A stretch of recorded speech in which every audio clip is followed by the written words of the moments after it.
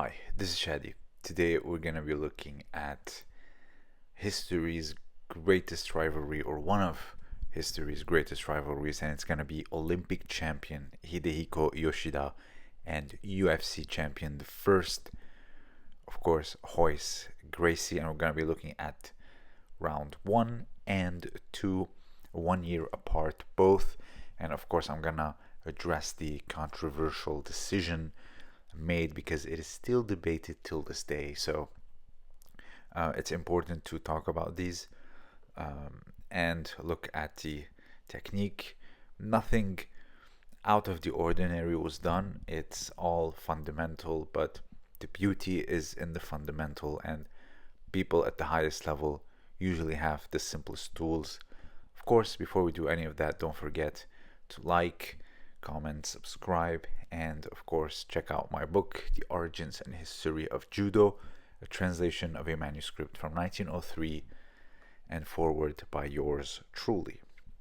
So the first one, both in the gi, and Royce does his classical kick and goes for the legs, but here he pulls guard and tries to maintain the distance and put up his frames. He gave Yoshida a very tough time with this, even though Yoshida looks like a much stronger and bigger guy. Here they drop down, they're both in a leg locking position. Nothing too out of the ordinary is happening. He tries to heel hook him in the gi. They both go belly down, try to leg locking each other. Again, nothing too out of the ordinary. They then separate for a second, and Yoshida decides to stand up again. Royce pulls guard, and then here, this is my favorite, where you go above and you put your arm above the shoulder, try to grip the belt across. It's better than trying to go for the cross face or try to isolate the head and arm. In my opinion, this is the best when proceeding to pass guard. And here you can see you go over the shoulder and then around and grip the belt, and from it with the other hand you go for the pants. And you see Yoko Shiho, there's a lot of variations here. We can look at another one where you grip the belt by hooking the leg and the back of the collar. So there's many ways. Of course, there's the head and arm, which people call it mune gatame, but the first variation, in my opinion, is the best when trying to pass guard, especially deep half guard that is very locked in and annoying. Here you can look at this grip, very similar to what Yoshida is doing. Now, you have two ways to get the guard. The first one being pushing away, which I'm not a big fan of, and the other one is pulling the pants towards you, and I'll tell you why this one is better. So here you can see this is from an old Kosen Judo instructional. So he pushes away, his knee now is free, and then from it he proceeds to keep his hand stretched out and then free his heel, which of course gets the leg out. So, but I'm not a fan of pushing away. I'm more of I like to pull in towards, because when you pull the pants and the legs towards you, what happens is that they cannot close their thigh as tight as when their thighs are away from them. When your thighs are close to your chest and your face, it's hard to keep them tight. So that's why I prefer to pull the pants towards me, and then with the leg that's below, it kicks away the other one while keeping the grip pants close to me, so they can't have tight legs anymore.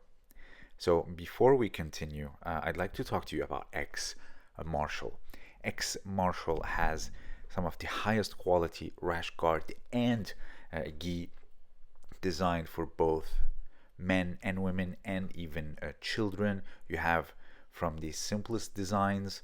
You can even customize your own gear and send them your own illustrations, and they can work it for you on the rash guard. And like I said, from the simplest designs to the very detailed and colored or colorful ones, of course. And if you're an athlete looking to represent someone, don't forget to check out the link below if you care to represent them and to look at the merchandise. So, and here it happens, the controversial Sode Guruma Jime.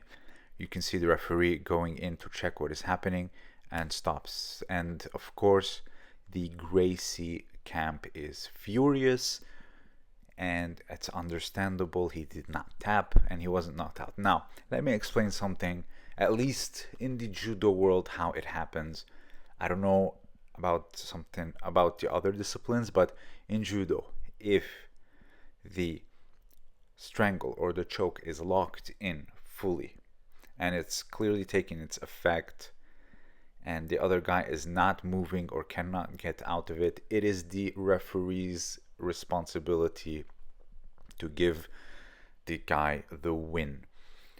Very similar to the ground and pound that you see sometimes. They might look not very strong, but the other guy can't stop them. He's just in a ball shape and or a turtle, and he cannot get out, and so the other guy is given the win, even though it's not very strong. But because he knows he cannot continue, he knows he is also being put in danger, because a referee's job is not to only enforce the rules, but also to look out for the safety and being responsible for the athletes.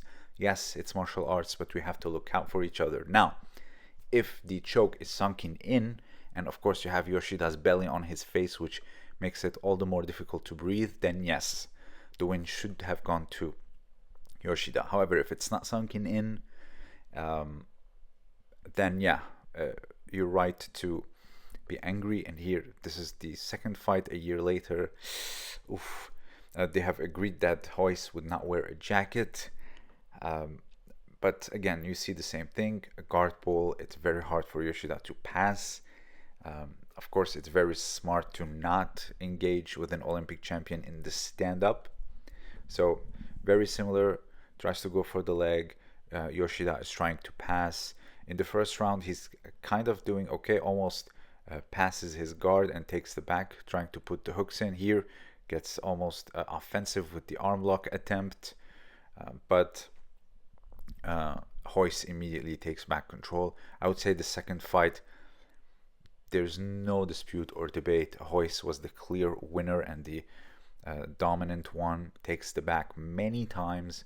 And here the first round ends, gets here an ankle sweep, tries to go for the leg lock, but again, Yoshida seems out of it, and Royce was clearly on his game, looking for that revenge. He passes the guard, he gets on the back. Look here, he has both legs fully passed and just dominating, ground and pound. He even gets Yoshida to turn away, and then of course ground and pound from the side, trying to get the rear naked choke, very similar to Hickson, but Yoshida did not give it to him. However, he's just given up at this point and time runs out, and of course the second round is clearly for Royce.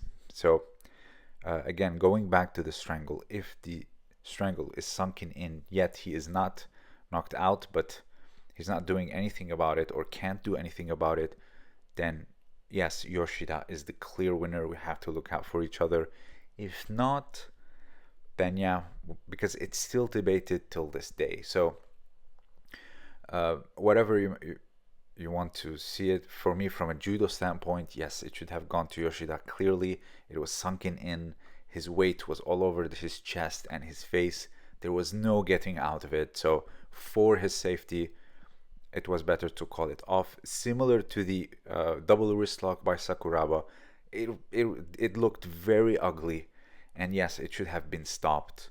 So let me know what you think down below regarding this. If you have anything to add, feel free. Don't forget to check out the links below.